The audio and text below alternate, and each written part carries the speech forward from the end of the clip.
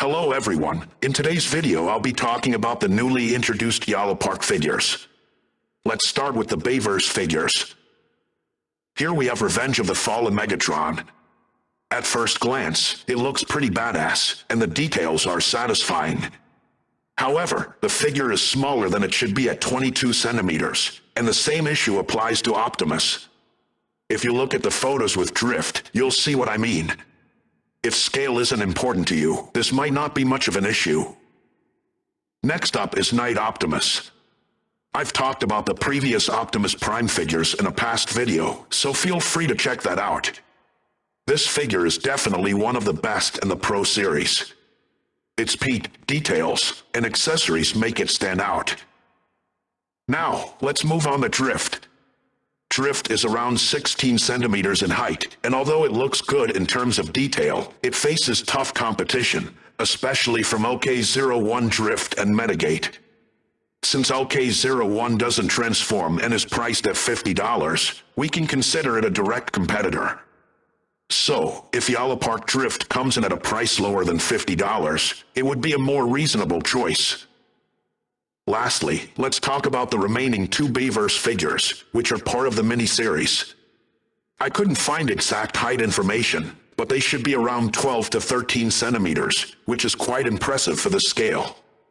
They also come with nice details, and may even fit well with the DOTM Arkansas. I'm especially excited about Sentinel Prime from this series.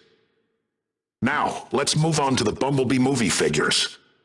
Yolopark is making a strong entry in this area as well, with B-127, Soundwave, Shockwave, and Lord Starscream. It seems like we have a lot of characters from the Cybertron opening scene, although the absence of Optimus Prime is a bit disappointing. But I'm sure they'll release him later on. The figures I mentioned are part of the AMK Pro series, and their sizes are as follows. Shockwave, 23 centimeters. Soundwave, 20 centimeters. Starscream, 23 centimeters. There's no information on Bumblebee yet, but I estimate he'll be around 16 centimeters. From ROTB, two AMK Pro figures have been introduced, Mirage and RC.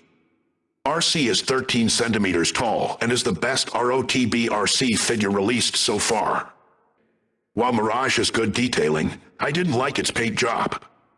I hope the final version doesn't look like this. Now, I'll briefly talk about some other Transformers series that Yolopark has ventured into. They also introduced IDW figures. I really hope they make figures from Transformers Prime as well, because there's a lack of figures for TFP. The Legacy figures didn't meet expectations and messed up the designs, and the Red series was a disaster in terms of quality.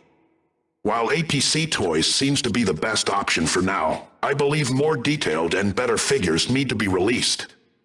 Iron Warrior Prime was fantastic, but its $150 price and the slow release pace of Iron Warrior are issues. If Yolopark releases many TFP figures like they did with the ROTB series, they could achieve good sales. In conclusion, Yolopark has entered many series and figure lines. If they can manage this workload, we can expect some great figures, though I'm not sure if they'll be able to complete everything.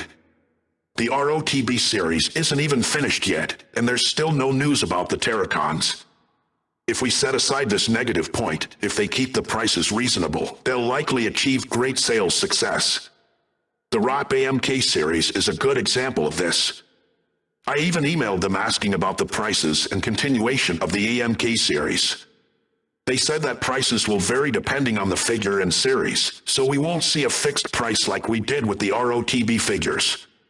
Additionally, the AMK series will continue. That's all the information I have for you.